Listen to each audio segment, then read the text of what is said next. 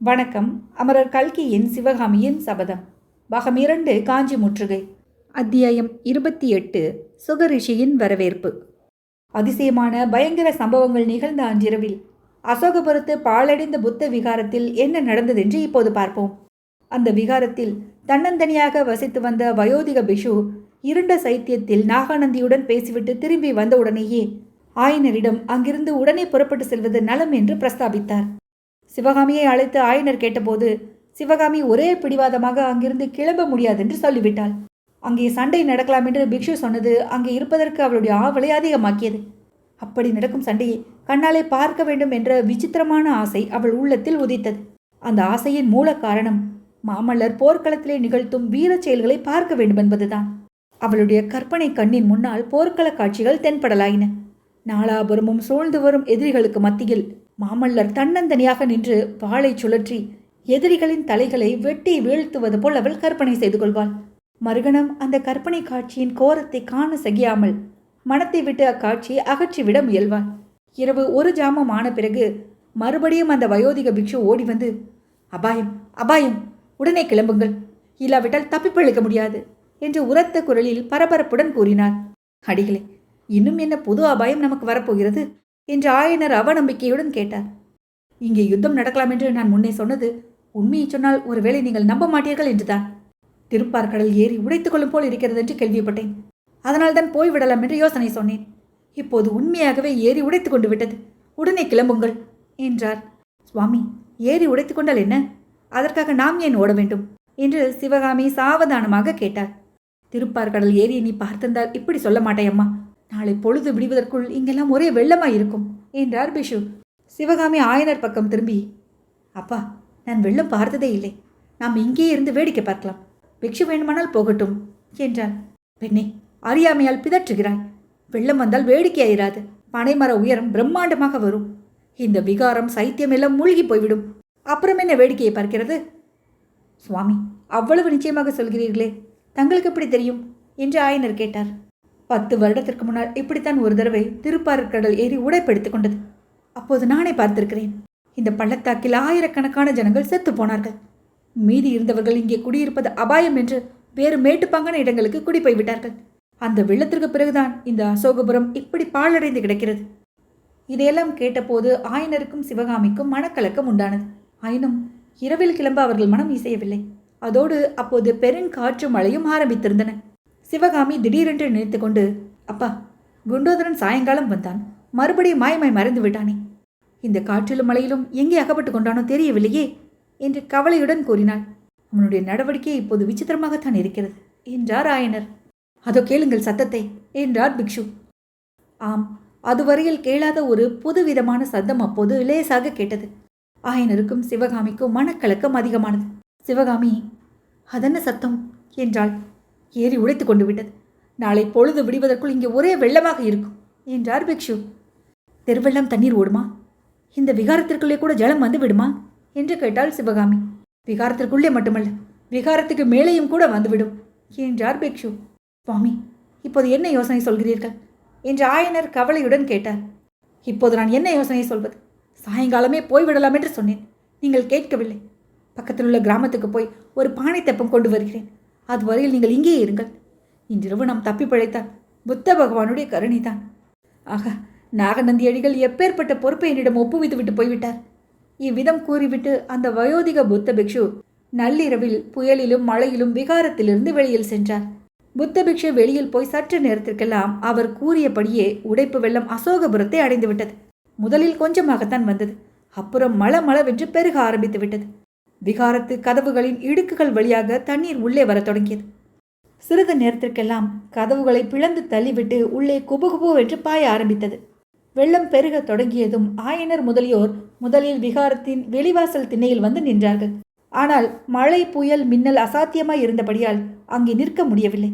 பிறகு உள்ளே சென்றார்கள். உள்ளே தண்ணீர் புகுந்ததும் மேடைகளில் ஏறி உட்கார்ந்து கொண்டார்கள். மேடைகளிலும் தண்ணீர் வந்ததும் மேல் தளத்துக்கு போகும் மச்சுப்படிகளில் ஏறி உட்கார்ந்து கொண்டார்கள்.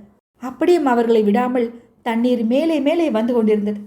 அப்பா, என் அசட்டுத்தனத்தினால் உங்களையும் இந்த கதிக்கு ஆளாக்கினேன் என்று சிவகாமி ஆயனரின் கழுத்தை கட்டிக்கொண்டு புலம்பினாள். ஐயோ, இந்த மாடையும் கிளியையும் எதற்காக அழைத்து வந்தேன்? என்று வருந்தி அவற்றை அன்புடன் தடவி கொடுத்தாள். மானும் கிளியும் ஏதோ பெரிய ஆபத்து வந்திருக்கிறது என்பதை உணர்ந்து சிவகாமியின் அருகில் வந்து ஒட்டிக்கொண்டு நின்றன. குழந்தை, நீ என்ன செய்வாய்? இப்படி நாம் கூண்டோடு கைலாசம் போக வேண்டும் என்று விதி இருக்கும்போது அதை எப்படி தடுக்க முடியும்? அந்த நாகநந்தியின் பேச்சை கேட்டு இப்படி ஆயிற்று என்று ஆயனர் கூறி சிவகாமியின் முதுகில் அருமையுடன் தடவி கொடுத்தார். நாகநந்தியின் மேல் ஒரு தவறும் இல்லையப்பா, எல்லாம் மாமல்லரால் வந்தது என்றாள் சிவகாமி. சிவகாமியின் உள்ளம் அன்றிரவு அடிக்கடி மாமல்லர்பால் சென்று கொண்டிருந்தது. வாசலில் நின்று தன்னை பார்த்தவர் ஒரு வார்த்தை கூட பேசாமல் போய்விட்டதை நினைத்து அவளுக்கு ஆத்திரமாக வந்தது. அவர் நின்று பேசி தங்களையும் கூட அழைத்து போயிருந்தால் இப்படி நேர்ந்திராதல்லவா? எனவே இந்த வெள்ளத்தில் நாம் செத்து போவதே நல்லது. நம்ம இங்கே பார்த்துவிட்டு சென்ற மாமல்லருக்கு ஒரு நாள் இல்லாவிட்டால் ஒரு நாள் நாம் இங்கேயே வெள்ளத்தில் மூழ்கி செத்து போனது தெரியாமல் போகாது.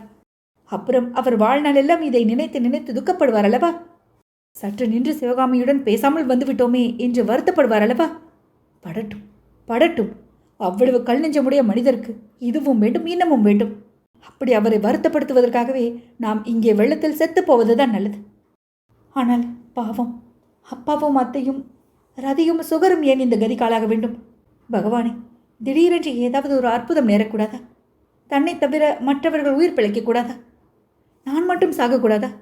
தன்னுடைய துரதிர்ஷ்டம் தலைவிதி அவர்களையும் ஏன் பற்ற வேண்டும்? இப்படிப்பட்ட எண்ணங்களில் எவ்வளவு நேரம் போயிருக்கும் என்று தெரியாது.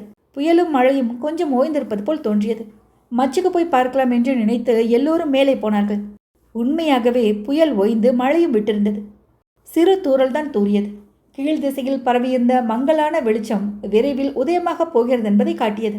அந்த உதய நேரத்து ஒளியில் ஆயனர் முதலியோர் சுற்றுமுற்றும் பார்த்தபோது அவர்கள் என்றும் பாரா அதிசயமான காட்சி தெரிந்தது. எங்கெங்கும் ஒரே தண்ணீர் பிரவாகமாய் இருந்தது. சற்று தூரத்தில் இருந்த கிராமத்து குடிசைகளின் கூரையை தொட்டுக்கொண்டு வெள்ளம் ஓடியது. வீட்டு கூரைகளும் வைக்கோல் போர்களும் பெரிய பெரிய விருட்சங்களும் அந்த பெரும் வெள்ளத்தில் மிதந்து சென்றன.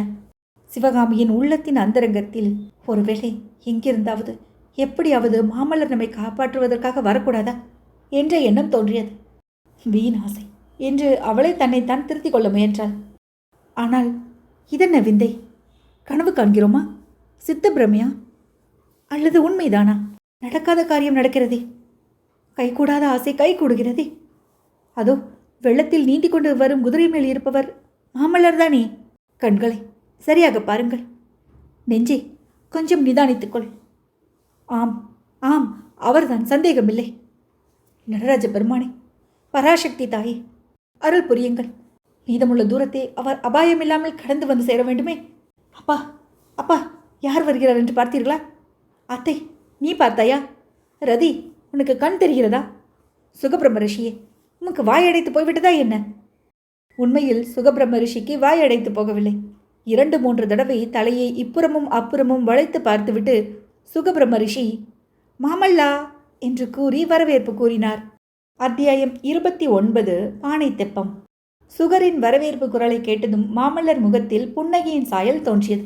சிவகாமி கிளியை அடிப்பதற்காக கையை ஓங்க கிளி அவளுடைய அடிக்கு தப்பி இறகுகளை சடசடவென்று அடித்துக்கொண்டு ஒரு வட்டமிட்டு வந்து சிவகாமியின் தோள்களில் உட்கார்ந்த காட்சி அவருடைய முகமலர்ச்சியை அதிகமாக்கியது. அச்சமயம் விகாரத்தின் ஓரமாக பானை தெப்பத்தில் வந்து கொண்டிருந்த குண்டோதரனை மாமல்லர் பார்த்தார். கையில் சமிகையினால் நில்லு என்று ஆணையிட்டார். அதே நேரத்தில் மேலே இருந்து குனிந்து பார்த்த சிவகாமி, அப்பா, இதோ குண்டோதரனும் வந்து விட்டானே, பானை தெப்பம் கொண்டு வந்திருக்கிறான் என்று கூறி கையை கொட்டி மகிழ்ந்தார். இரவெல்லாம் அவளுடைய மனதில் குடிகொண்டிருந்த கவலையும் பீதியும் மறைந்து இப்போது ஏதோ பெரிய வேடிக்கையில் ஈடுபட்டிருப்பது போன்ற குதூகலம் காணப்பட்டது. தெப்பம் விகாரத்தின் தூண்களின் மீது இடிக்காதபடி குண்டோதரன் அதை சாமர்த்தியமாக திருப்பி விட்டுக்கொண்டு மாமல்லரின் குதிரை அண்டை வந்தான். பிரபு, படகுக்கு வந்து விடுங்கள் என்றான். யாரப்பா நீ? எங்கேயோ பார்த்த மாதிரி இருக்கிறதே என்று மாமல்லர் கேட்டார். சத்ருகண்ணனுடைய ஆள் சுவாமி என்று கூறி குண்டோதரன் தலைப்பில் முடிந்து வைத்திருந்த இலச்சினையை காட்டினான். இங்கே எப்படி வந்து சேர்ந்தாய்? என்னுடைய எஜமானர் உத்தரவின் பேரில் 8 மாதமாக இவர்களுடன் இருக்கிறேன் பிரபு என்றான் குண்டோதரன்.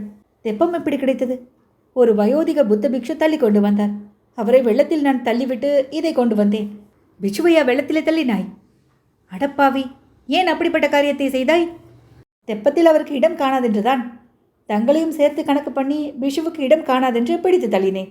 நான் வருவேன் என்று எப்படி தெரியும்? அது கூட தெரியாவிட்டால் மகேந்திர பல்லவரின் ஒற்றற்படையில் இருக்க முடியுமா பிரபு? மாமல்லர் குதிரையின் முதுகிலிருந்து தாவி பானை தெப்பத்தில் வெகு லாபகமாக ஏறிக்கொண்டார். பிறகு குதிரையின் முகத்தை 2 தடவை தடவி கொடுத்து அருமை ததும்பிய குரலில், தனஞ்சயா, எங்கேயாவது ஓடி தப்பி பிழைக்கப்பார், கடவுள் உன்னை காப்பாற்றுவார் என்று கூறினார்.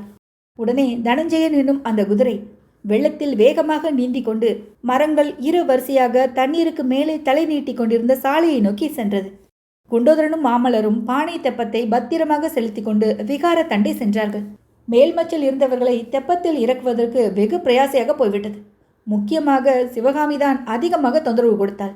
சற்று முன்னால் வெள்ளத்திலே சாவதற்கு துணிந்திருந்தவளுக்கு இப்போது உயிரின் மேலே அளவில்லாத ஆசையும் வெள்ளத்தை கண்டு பெரும் பயமும் உண்டாகியிருந்தது. யார் முதலில் தெப்பத்தில் இறங்குவது என்பதிலேயே தகராறு ஏற்பட்டது. ரதியை முதலில் இறக்க பார்த்தார்கள். அது ஒரே பிடிவாதம் பிடித்து இறங்குவதற்கு மறுத்தது.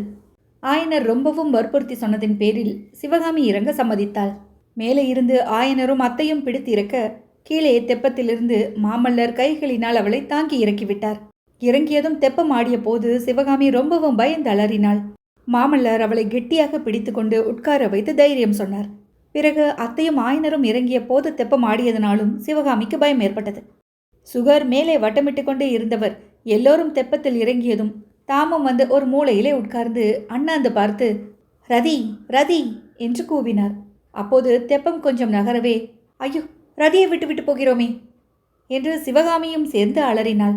ரதி மேலே இருந்து ஒரே தாவாக தாவி தெப்பத்தில் குதித்தது. அதனுடைய முன்னங்கால் ஒன்று தெப்பத்துக்கு அப்பால் தண்ணீருக்குள் இறங்கி விடவே மறுபடியும் சிவகாமி ஐயோ என்று கூச்சலிட்டாள்.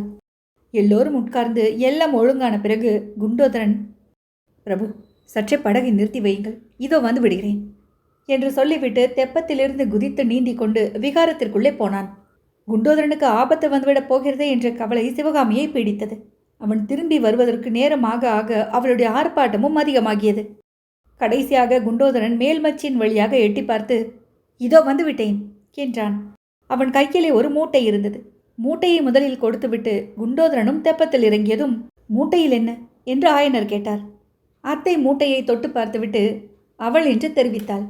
இந்த ஆபத்தான சமயத்திலே கூட குண்டோதரன் வயிற்றுப்பாட்டை மறக்கவில்லை என்று சொல்லி சிவகாமி சிரித்தாள். உங்களுக்கு தான் என் விஷயம் தெரியுமே அம்மா, நான் எது பொறுத்தாலும் பொறுப்பேன், பசி மட்டும் பொறுக்க மாட்டேன் என்றான் குண்டோதரன். நல்ல முன் யோசனைக்காரன் என்றார் மாமல்லர். சமய சஞ்சீவி என்றால் அது நம் குண்டோதரன் தான். விஷு அவள் வைத்திருந்தது உனக்கு எப்படியப்பா தெரிந்தது? இப்படி குண்டோதரனை எல்லோரும் பாராட்டிய பிறகு தெப்பத்தின் ஒரு முனையில் குண்டோதரனும் இன்னொரு முனையில் மாமல்லருமாக உட்கார்ந்து தெப்பத்தை செலுத்தினார்கள். விரைவாக ஓடிய வெள்ளத்தில் பானை தெப்பம் லகுவாக மிதந்து சென்றது.